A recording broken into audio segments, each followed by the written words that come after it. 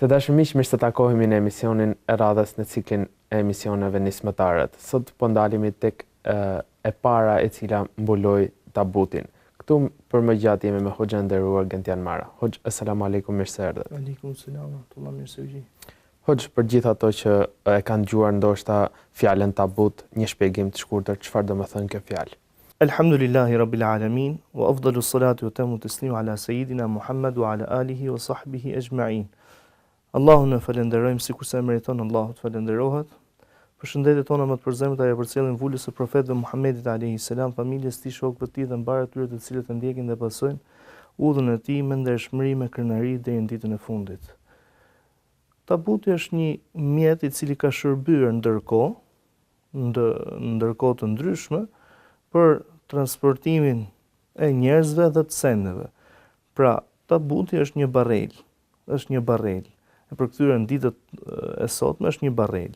Dikur një kuti, sikurse është përmendur në Kur'anin famlar, më pas mbeti si një emër domethënë për ato që njihet në gjuhën tonë si arkivol. Pra u bë më shumë themi një emërtim i asaj që njihet ndryshe arkivoli, mjeti me të cilin transportohet i vdekuri për në banesën e parë të ahiretit dhe në banesën e fundit të kësaj bote. Hoxh, e para dhe personi i parë i cili mbuloi të vdekurin në tabut ishte një grua. Kush ishte kjo zonjë? Që nga emërtimi i fjalës tabut, pra kuptojmë që është një barrel. Duke qenë se është një barrel, është diçka e pambuluar, pra mbi të vendosej i vdekuri dhe përcillej në varrin e tij, ku i kryhen dhe ritet e fundit. E para e cila do ta mbuloj dhe do të kërkoj që të mbulohet tabuti i saj, do të ishte pikërisht vajza e profetit Muhammed alayhi salatu wassalam, Fatimia radhiyallahu anha. Ne e dim që profeti alayhi salatu wassalam i ka patur 7 fëmijë, 3 djem dhe 4 vajza. 3 djem dhe 4 vajza. Vajza e fundit është Fatimia nga vajzat, ndërsa fëmia i fundit është Ibrahimi alayhi salam. 6 prej tyre kanë vdekur në gjallëmërinë e profetit alayhi salatu wassalam, ndërsa Fatimia radhiyallahu anha do të jetojë dhe 6 muaj pas babait të saj të dërguarit të Allahut alayhi salatu wassalam. Ajo ka lindur para ardhjes së profecisë. Ka lindur para se i dërguari i Allahut alayhi salatu wassalam të shpallej profet, të vulosej për të madhit Zot. Ka patur një pozitë për të veçantë tek i dërguari i Zotit. Ka një diskutim dietarët pikërisht në hadithin ku i dërguari i Zotit alayhi salatu wassalam është pyetur se cili është njeriu më i dashur për ty dhe ka thënë Aisha. Ka thënë po nga meshkujt, ka thënë babai i saj. Apo në hadithin ku flet e transmeton vetë Aisha radhiyallahu anha dhe i thotë se Zoti ta ka zëvendësuar domethënë Hatixhen, nënën e Fatimes radhiyallahu anha, për i cilës pati gjithë fëmijët e saj përveç Ibrahimit alayhi salam, i cili ka lindur prej Marijes, një kopte e ardhur nga Egjipti, dhe i thot Aisha radhiyallahu anha që ta ka zëvendësuar Zoti atë plakën me një të re. Thot kur ta ka zëvendësuar me më të mirë, thot kur Zoti nuk ma ka zëvendësuar me më të mirë. Pra, është ai diskutimi midis dietarëve se cila do të jetë femra më e dashur për dërguarin e Allahut, që konsiderohet dhe femra më e mirë. Dhe është thënë, për sa i përket ndër gratë e veta, më e dashura ka qenë Hatixha radhiyallahu anha. Pas Hatixhes ka qenë Aisha radhiyallahu anha. Ndër njerëzit më i dashuri ose më e dashura ka qenë pikërisht Fatimia radhiyallahu anha. Ndër gratë më e ditura ka qenë Aisha radhiyallahu anha në të gjitha kohët. I dërguari i Zotit alayhi salatu wassalam krahas dashurisë që ka për të bijen e tij Fatimen, një dashuri që e tregon në veprat e tij, në veprimet e tij. Kur vinte Fatimia, pra është transmetuar në hadithe të shumta që kur vinte Fatimja tek i dërguari i Zotit, tek babai i saj në fundit, ai ngrihej në këmbë, shkrijuar tek disa ajo bindja që nëse dikush vjen të mos lëvizësh prej vendit, domethënë nuk duhet të lëvizësh. Kemi mësuesin e mësuesve, të dërguarin e Zotit, i cili e jep shembullin me njerëzit më të afërt.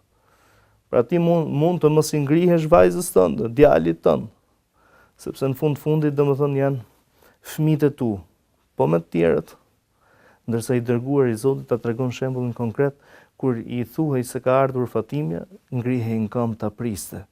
Thot, e merrte dhe e puthte të bien, e përqafonte, domethënë ishte tepër i dashur me të, për treguar shembullin e dashurisë. Madje edhe në çastet kur para se të ndrojë jetë vjen Fatimja radhiyallahu anha, duke bërtitur më të madhe që mirë për mua, çfarë ka gjetur babain tim. I thot ai Fatime, domethënë jo ashtu. Thot afroho i bi. Thot dhe diçka i përshpëriti në vesh dhe ajo qau. Thot i tha sërish afro, diçka i përshpëriti sërish në vesh dhe ajo qeshje. Pyetja ishte radhiyallahu anha ishte ajo lufta midis vajzës dhe bashkëshortes, domethënë se për kë është dashuria, gjithë secila ka vendin e saj. Aq më tepër që në rastin konkret nuk kemi të bëjmë nën dhe bi, por kemi të bëjmë domethënë bi dhe njerëk në të gjuhën tonë. Çfarë të tha thot Fatime, thot një sekret midis babait tim dhe meje. Kur ndroi jetë i dërguar i Zotit alayhi salatu wasalam, Aisha radhiyallahu anha sërish e pyeti se cili ishte shkaku që në fillimisht qau, më pas qeshi, thot sepse më tha thot Fatime, këto do të jenë dhimbjet e fundit për babain tënd. Pra do të vdes, nuk ka rrugë tjetër. Thot dhe qesha sepse më tha ti do të jesh e para nga familja ime që do të më bashkangjitesh mua. Ka ndruar jetë kjo zonjë nderuar 6 muaj pas ndrimit jetë të dërguarit të Zotit alayhi salatu wassalam, 6 muaj pas ndrimit jetë të dërguarit të Zotit në moshën 28 vjeçare. Para se të ndronte jetë, në bisedat që kishte me të tjerat, me gratë e tjera, të cilat kishin eksperjencat e tyre, pra kishin parë, apo kishin dëgjuar, apo kishin jetuar, duke qenë se njerëzit vendosenin, pra me qefina, pra sikur se ishin qefinosur dhe vendosenin mbi tabut, shikohej. Pra trupi njeriut, pra aq më tepër që qefini është një mbështjellje e trupit të njeriut. Thot Fatimja radhiyallahu anha në bisedën që pati me njërin prej tyre, thot si është halli, thot me ne. Vdesim, pra kemi jetuar gjatë gjithë jetës të mbuluar dhe në vdekje na përshkruhet trupi. Prej etikave të veshjes së muslimanës dhe të muslimanit njëkohësisht, është që të vishën rroba sa më të gjëra që nuk e përshkruajnë fizikun e njeriut. Fiziku nuk po flasim për gjatësinë apo për shtatin e mesëm apo të shkurtër. Po flasim mos përshkruaj format e trupit. Thot përpiqemi gjatë gjithë jetës ndërsa në vdekje si pasojë e qefinit, domethënë ne shihemi dhe ata që e përcjellin të vdekurin në varr janë meshkujt. Thot Fatime, thot unë kam parë në një ndër vizitat e mia, pra kur themi e para që mbuloi tabutin në Islam, sepse kishte vende të tjera që e mbulonin, ishte diçka normale. Thot kam parë që ato njerëz i bënin një hark, domethënë atij tabutit. Thot po si? Thot siç merret një degë palmës, thotë një degë palmës e njom, vendoset tek tabuti duke formuar harkun dhe thot i vendosin një copë sipër. Një traditë që ka mbetur sot e kësaj dite në viset tona, por që vendoset një kovert, domethënë mbi arkivolin. Pra kjo e ka një fillim. Dhe ky fillimi është tek Fatimja radhiyallahu anha, e cila tha, shumë po m'pëlqen një veprim i tillë, thot kur unë të vdes, thot amanet e ke, që ti dhe Aliu, bashkëshorti i saj, të ma lani xhenazën, vetëm ju dy të ma lani xhenazën, pasi të më qefinosni dhe të më vendosnin tabut, ta vendosësh dhe tek unë diçka të tillë, domethënë të mos shihem, thot dhe ashtu është vepru. Pra ishte një femër e cila jetoi në shtëpinë e profetit, u edukua nga i dërguari i Zotit, ishte bia e Tamës, ishte bia e Hatixhes radhiyallahu anha, për cilën profeti alayhi salatu wasalam ka thënë për nënën e bi, thot ndër meshkujt janë kompletuar shumë njerëz, pra kemi shumë profet, kemi njerëz të tjerë të mençur, ndërsa tek gratë thot nuk janë kompletuar vetëm se 4. Do të thonë që e kanë patur mençurinë e tyre, e kanë patur në maksimum. Thot Asia, bashortja e faraonit, Mariemja nëna e Isait alayhimus salam, Hatixha nëna e Fatimes dhe Fatimja e bia e Muhamedit alayhi salatu wassalam. Hoxh, natyrisht për gjithë njerëzit vdekja është një proces që ndodh edhe, por disa e kanë frikë. Domethënë kur flitet për vdekjen, marrin një ndrojtje dhe thonë mos na përmend tema të tilla, por natyrisht kjo vjen si pasojë e mos informimit, por si duhet përgatitemi ne apo si duhet ta qetësojmë ne veten tonë për këtë rast, për këtë ndodhje në jetë. Çdo gjë e gjallë përfundimin e ka vdekjen. Pra çdo fillim e ka dhe një fund. Dhe ne si njerëz jemi mësuar me diçka të tillë. Por vdekja shkëput çdo ëndër. Vdekja shkëput çdo shpresë. Vdekja bën një ndarje me të gjithë. Pra duaj këtë duash, përfundimi është që do të ndahesh. Sakrifiko për këtë duash, përfundimi është që do e lësh. Urre dhe grindu me këtë duash, përfundimi është që do të largohesh prej tij. Me vete do të marrësh vetëm punën. Por vdekja mbi të gjitha është krijesa e Allahut. Nuk është gjë tjetër vetëm se krijesa e Allahut. Dhe krijesa nuk bën të friksohet prej krijesës. Pse duhet friksohet personi i cili po shkon tek Zoti i gjithësisë? Po shkon tek krijuesi i cili të don më shumë se sa nëna, se sa babai dhe se gjithçka tjetër që ka patur në këtë dynja, apo të shkon ndërmend ty. Profeti alayhi salatu wassalam na mëson që ta përkujtojmë vdekjen. Ndaj na thot në një hadith, udhkuru hadhim al-ladhat, përkujtojeni shpesh atë që u aprish qefet e juaja. Përkujtojeni shpesh atë që u aprish qefet e juaja. Vdekja nuk, domethënë sado që njeriu thotë që nuk duhet pasur frikë. Ajo është frikë sepse është një përgjigje, është një e ardhme, pra frika është përpas vdekjes. Përpas vdekjes, është një e ardhme që nuk e din se çfarë do të ngjajë me ty. Pra nuk je i sigurt për veprën tënde. Ndaj Uthmani radiallahu anhu ka qenë ndër ato persona, pra i nderuar, sahabiu i nderuar, i përgëzuar me xhennet, që kur i përmendej varri, thot qante ai sa ju larg të mjekra e tij e dendur dhe e gjatë. Ndërsa kur përmendej dita e gjykimit, domethënë prekej, mos e normale, nga tubimi i tillë, nga një gjykim i tillë, thot por ishte më normal se sa kjo. Dhe kur e pyetën se pse, thot a nuk e dini se në varr domethënë merret përgjigja për të ardhmen? Vdekja është diçka që të frikson, atëherë puno për të. Fjala nuk bën mort. Ka njerëz të cilët kur flet rreth vdekjes, domethënë, aman mos na përmend. Aman të lutem, domethënë vetëm po vdekja, domethënë fjala nuk bën mort. Duhet ta përkujtojmë. Kemi shembullin e sahabiut të nderuar Amr ibn al-As radhiyallahu anhu, i cili në çastet e vdekjes urdhëron që të shkarkohet e gjithë eskorta që ruante Amr ibn al-As. I thonë që çfarë po bën? I thot të birit të tij, thot shikoj bir, thot në jetën time thot I kam kaluar 3 faza, domethënë jam në fazën e 3 të jetës. Fillimisht thot kam qenë jo besimtar, e sulmoja të dërguarin e Allahut dhe po të kisha vdekur në ditë, dihet se cili do të ishte përfundimi im. Thot dhe falenderoj Allahun që nuk më mori shpirtin si idhujtar. Vjen pjesa e dytë dhe faza e dytë e jetës, thot kur unë jam një person që e ka besuar të dërguarin e Allahut dhe I dërguari I Zotit për mua është gjithçka, domethënë e dua atë më shumë se gjithçka tjetër. Thot dhe sikur të kisha vdekur në ditë, në ato kohë, pra do të kisha një shpresë të madhe.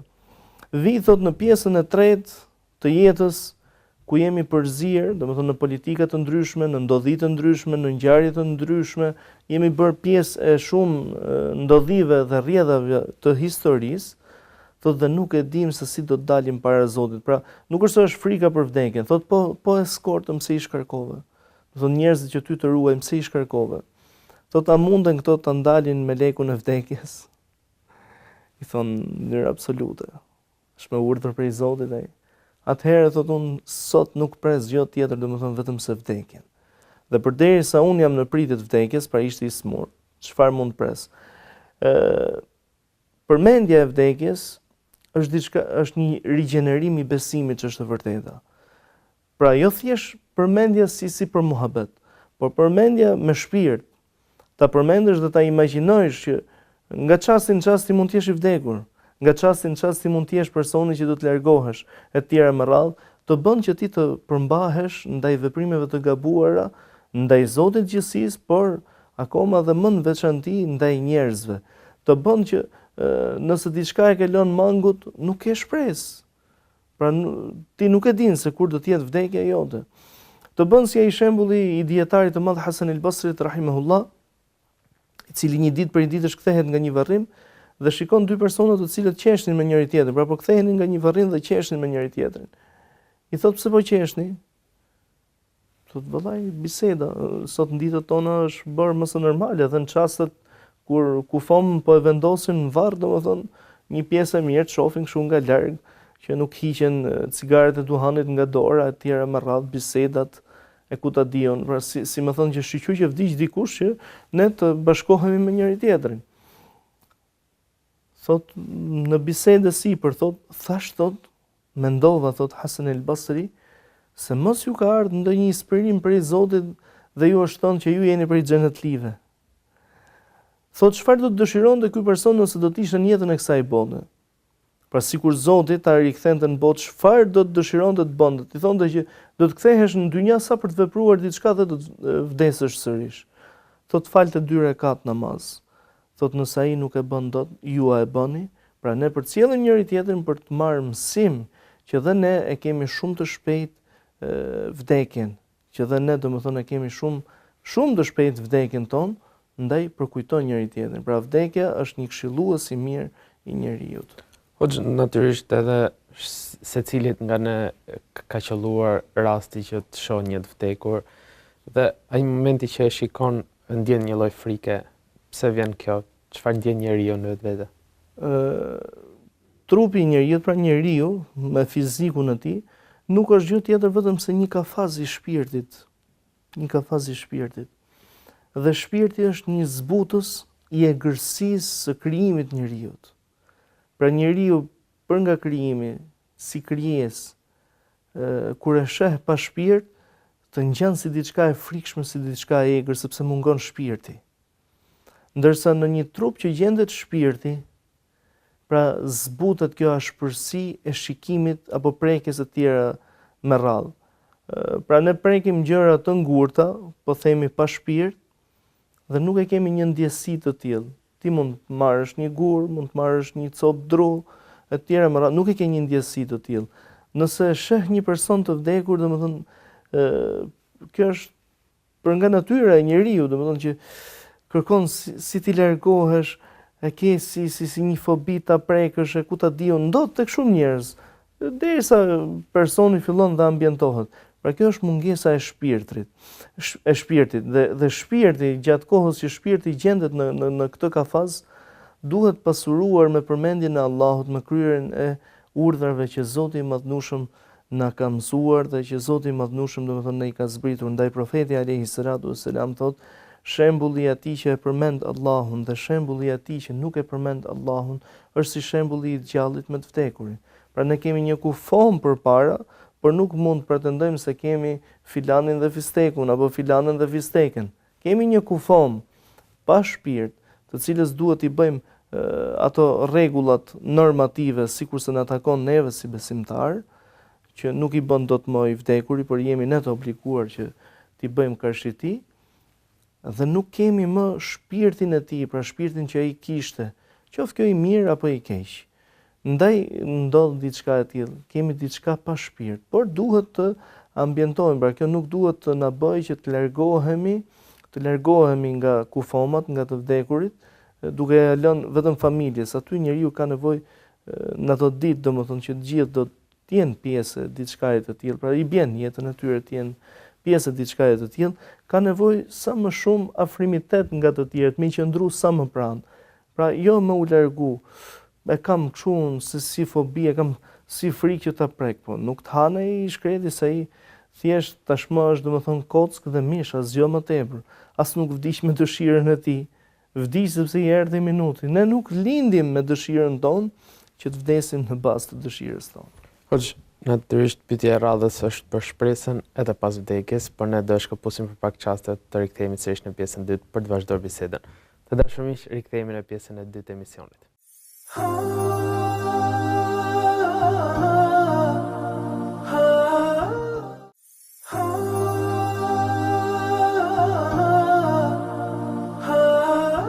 Të dashur miq, rikthehemi në pjesën e dytë të emisionit, po vazhdojmë bisedën me Hoxhën dhe Gentian Mara mbi tabutin, por edhe vdekjen në përgjithësi.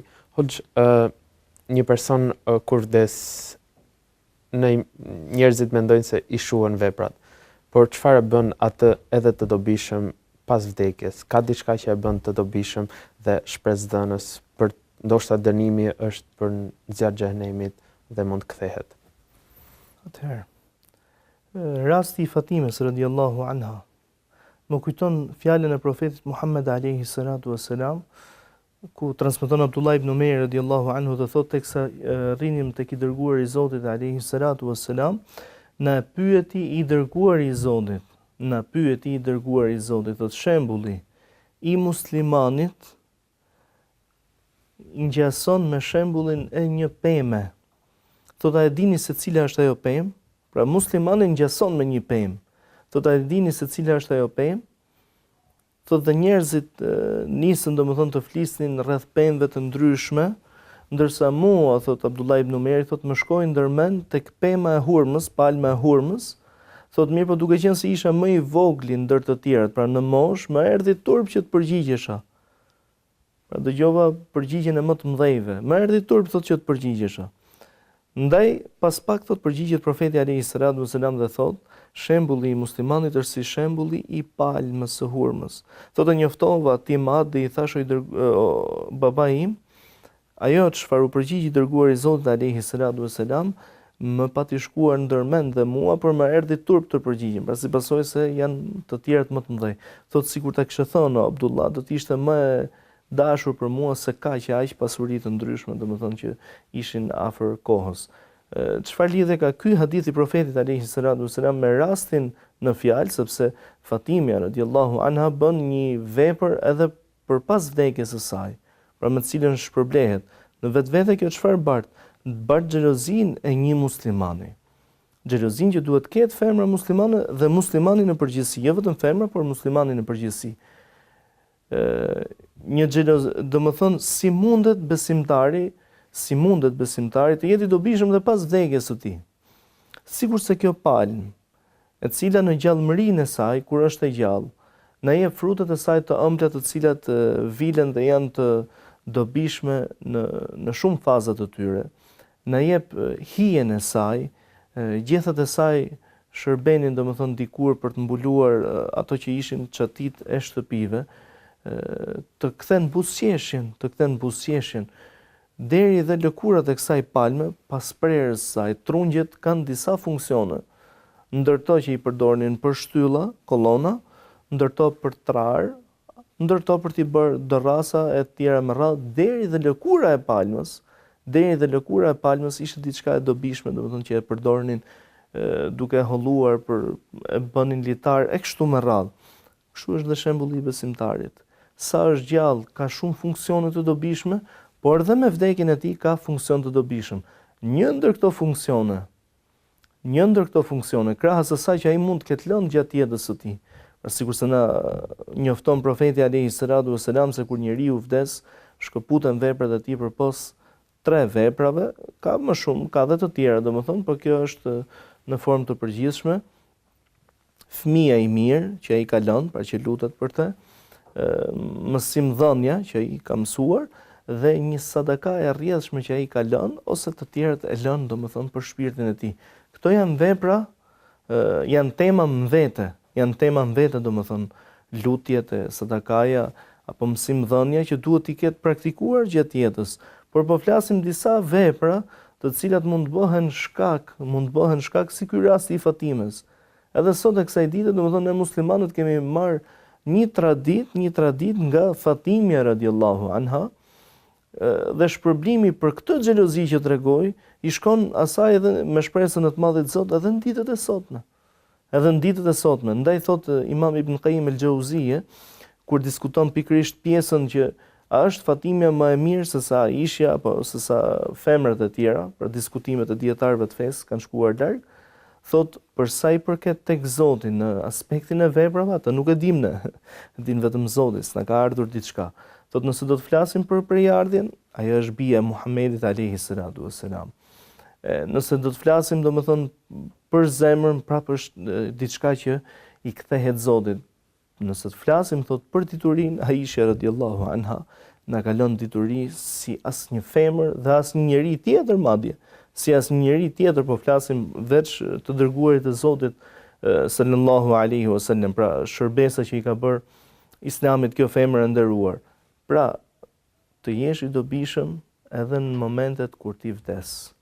Pra në vdekjen tënde. Kjo bën që i rikthehemi asaj pyetjes së shparshme që përkujtimi i vdekjes, duke përkujtuar vdekjen, ty të lind ajo dëshira që të lesh edhe disa amanete, dhe këto amanete ti diskutosh me dikën. Dhe këto diskutime të bëhen të një forme të tillë që edhe çfarë dobie ka diçka të tillë, pra duke mbjell një zakon feje, një zakon të dobishëm apo një veprim të mirë si ky i Fatimes radhiyallahu anha, kështu mund të bëhesh domethënë i dobishëm për shpirtin, për veten dhe për shoqërinë deri dhe pas vdekjes tënde. Në një rast vdekje, që secili nga ne ka një pozicion apo një afërsi me të vdekurit, çfarë duhet kemi parasysh ne për diçka, për ndihmë, për prezencë në një rast? Atëherë, fillimisht e lutim Zotin të na lehtësojë të gjithëve çastin e vdekjes, na mundsoj që ta kemi fjalën tonë të fundit, fjalën la ilaha illallah Muhammedur Rasulullah. Profeti alayhi salatu wassalam na mëson se ai person që ka fjalën e tij të fundit, pra fjala e tij e fundit, që është fjala la ilaha illallah, hyn në xhennet, pra përderisa i ka besuar kësaj fjale dhe ka punuar me këtë fjalë, pra e ka besuar me bindje një fjalë të tillë. Që në çastet ku njeriu është në agoninë e vdekjes, duhet të bëhesh i fortë. Në ato çaste domethënë duhet me përkujtu tjetrin shahadetin, pra me rënë shahadet fillimisht, sepse ajo është gjëja më e dobishme. Ai po ndahet nga jeta e kësaj bote, ndërkohë që gjen njerëz që i thonë në ato çaste se po bëhesh më mirë. Po ti po e shikon që nga të bëhet më mirë, aty po ikën goja. Në vend që ti përkujtojsh një vepër të tij të fundin që duhet ta bëj nga jeta e kësaj bote, shkon dhe bën të mençurin. Pra ata të cilët gjenden rreth personit që është në agoninë e vdekjes, apo ata të cilët gjenden rreth familjarëve të këtij personi, sepse familjarët vazhdimisht familjarin e tyre e shohin, pra nuk u vdes shpresa derisa vdes ai, shkëputet totalisht ai, duhet që ta përkujtojnë. Edhe ti përkujtojmë këto njerëz, se t'ia përkujtojnë vazhdimisht shahadetin.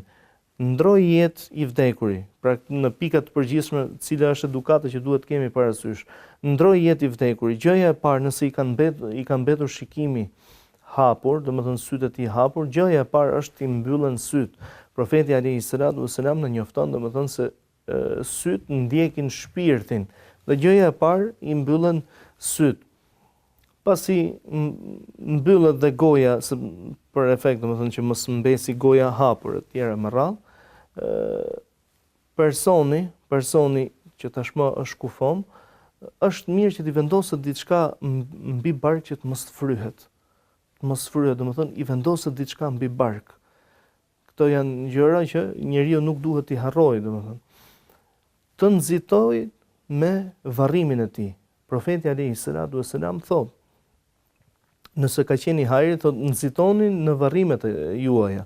Nëse ka qenë i hajrit, po e privoni për një mirësie. Nëse ka qenë i keq, një të keqe po e largoni sa më shpejt. Pra këto pritjet që është bërë zakon në ditët e sotme, jo ka një djalë filan vend apo ka një vajzë në filan vend, po vajzat e djalit vinin ta shikonin se ishte gjallë. Tashmë domethënë një shikim i fundit, thjesht një shikim i kufomës nuk është shumë i rëndësishëm. Nuk është shumë i rëndësishëm. Sa është i rëndësishëm fakti që lutja që do të bëjmë për të dhe shpejtimi domethënë apo praktikimi i rregullave të fesë Allahu xhelle xhelalu. Pra, varrosja e njeriut sa më shpejt. Varrosja e njeriut sa më shpejt, njoftimi për të, që të marrin, domethënë të merret pjesë në xhenazën e tij sa më shumë, përdorja e qefinave, përdorimi i qefinave, domethënë larja e përdorimi i qefinave, larja të jetë nga familjarët madje.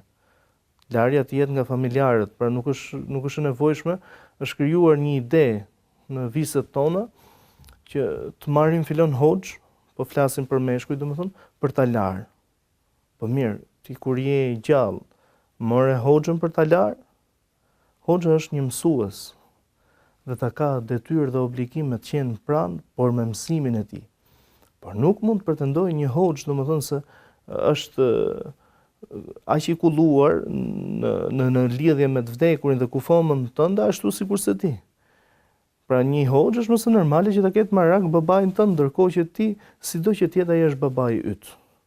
Pra nuk është detyra e Hoxhës larja e kufomave të ndryshme. Detyra e Hoxhës është me të mësu. Sikurse mëson Hoxha se si merret gusuli për gjallin, mëson se si lahet dhe i vdekurit, se nuk ka ndonjë filozofi shumë të madhe. Pra ajo që është shumë e rëndësishme është që gjatë çastit që ne po e lajm, që duhet ta lajnë familjarët, të mbulohet nga kërthiza e ngjuj. Pra të mos shikohet brenda mundësive, nga kërthiza e deri në ngjuj. Nëse është e nevojshme, pastaj është nevoja ajo që e bën diçka të tillë. Të mos preket më trupi i tij. Në viset tona e kanë atë syfajsin për fat keq, domethënë syfajsin e theksuar kjo. Është diçka, është e zeza mbi të bardhë, nuk mund të mohohet. Ai ka vdekur, po themi domethënë i parruajtur për ato të cilët rruhen, apo thojt mund t'i ketë patur diçka të gjatë e tjera më radh. Lëre më dhe pastrimin në organet gjinitale e tjera më radh. Të gjitha këto veprime janë të ndaluara. Nuk qethet më i vdekuri. Nuk rruhet më i vdekuri. Nuk i priten më thojt të vdekurit. Nuk shikohet më organi i të vdekurit. Pra nuk është nevoja që të shikohet organi i të vdekurit dhe kështu me radhë.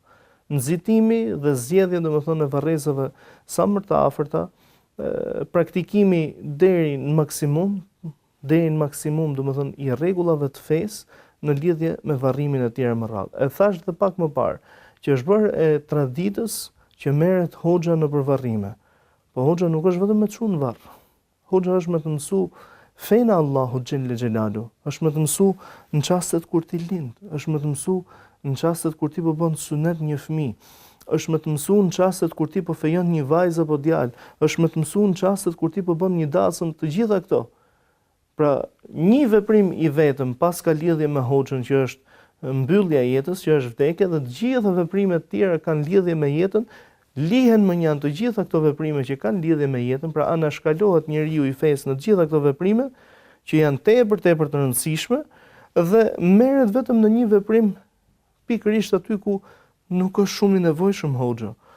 Nëse në një namaz prin më i dituri, ai që i din rregullat më së miri, nëse në namazin e xumas hutben e man pikërisht ai që është më i ditur ose duhet ta mbajë ai që është më i dituri, pra në të gjitha këto ritet prin më i dituri, në namazin e xhenazës prin më i afërmi. Pra, prin djali i tij. Nuk ka lidhje dituria në këto çaste, sa ka lidhje afrimiteti dhe zemra, domethënë se sa i e vrarë ti në zemër dhe lutja që ti bën për tjetrin. Hoxh, dy pyetjet që kisha janë dy problematika, ndoshta do i quaja kështu. E para është tek një traditë moderne që po bëhet tani në ditët e sotme në viset tona, është pjesëmarrja e grave në varrim. A është diçka e mirë apo i shërben dhe nuk është e pëlqyeshme? Ka shumë gjëra domethënë në fen ton që mund të konsiderohen të dorës së dytë, po themi ndryshe. Pra nuk është me patjetër që duhet kemi një haram dhe një gjunaf të madh që themi shiko se këtë mos e bëj. Pra nuk mund t'i përkthelim tashmë njerëzve dhe t'i themi hase mos t'i largojmë nga një veprim i tillë, domethënë le të vinë. Në Islam ato të cilët e shoqërojnë të vdekurin janë meshkujt. Shoqërojnë të vdekurit për në varreza janë meshkujt. Nëse femrat dëshirojnë që t'i falin namazin e xhenazës, e falin domethënë aty në shtëpi, një nga një, apo nëse do t'i pri ku do t'ju nëse do të falen bashkë me të tjerët, domethënë. Ndërsa në varreza janë meshkujt ata të cilët shkojnë në varreza dhe ne nuk mund t'i shkelim normat tona, jo për vetë faktin që shiko se ka akoma dhe më të këqija, të krahasohemi me më të mirët, ose ka dhe më të këqija dhe s'po u aprishim në këtyre. Po ne jemi përgjegjës dhe për të ardhmen. Ne duhet të vendosim një tull për mbarësinë e të ardhmes, dhe jo thjesht të themi që ne nuk jetojmë vetëm për sot. Ne mendojmë dhe për brezat në vijim, dhe kjo përgjegjësi do të dalim përpara Allahu xhel xhelalu. Diçka të cilën na e ka ndaluar i dërguari i Zotit alayhi salatu wasalam, duhet ta anullojmë. Dhe ky veprim bëhet me butësi, nuk është nevoja që në ato çaste të grindemi me njëri tjetrin, por sqarohet çështja që gratë, femrat e kanë kufirin deri këtu ke shtëpia, tani e tutje janë burrat ata të cilët e përcjellin në një varrim. Hoxh, për të kuptuar më mirë simbolin e tabutit, janë dhe disa tradita apo disa raste, siç janë veshja e të vdekurit me kostum apo diçka tjetër e cila e humb dhe vlerën e tabutit. Atëherë, ne të vdekurit tanë, për traditës islame dhe për etikës së muslimanit, sikur se na mëson profeti alayhi salatu wasalam, i veshim me qefin, kafan, qefin, pra çfarë është qefini? Qefini është një basme apo një çarçaf i bardh, i cili mbulon të gjithë trupin e njeriut. Për burrat zakonisht, sepse ka disa forma, pra dhe nuk është qëllimi ynë të flasim rreth qefinave, zakonisht janë 3 copa, të cilat mbulojnë trupin e njeriut, nga koka deri ke këmbët, me forma të ndryshme. Për gratë janë 5 copa ose 7, varet pastaj se si ajo përdoret, dhe synohet të jetë një copë e bardhë. Dhe as një gjë tjetër, jo kostumet, jo fustanet, jo këpucët, jo çorapet e tjera me radhë, për të mos u zgjatur më tepër, përmend rastin e një djaloshi të cilit i vdes babai, dhe babai i tij ishte tepër i pasur. I lën amanet birit dhe i thot: "Bir, amanet e ke prej meje." Ai po i lënte amanet mësimin, jo çorapet. Thot: "Të mi veshësh një palë çorape." I biri vihet në siklet. Thot: "Dhe shkoj të pyesi Hoxhën që kishin të zonës." Thot: "Hoxha, thot, me thënë drejtën, babai yt është shquar për një besimtar i mirë. Nuk e di se pse ta kalon një amanet të tillë, por gjithsesi thot shkojmë tek myftiu, sepse myftiu ka qenë një mik i ngushtë i babait tënd."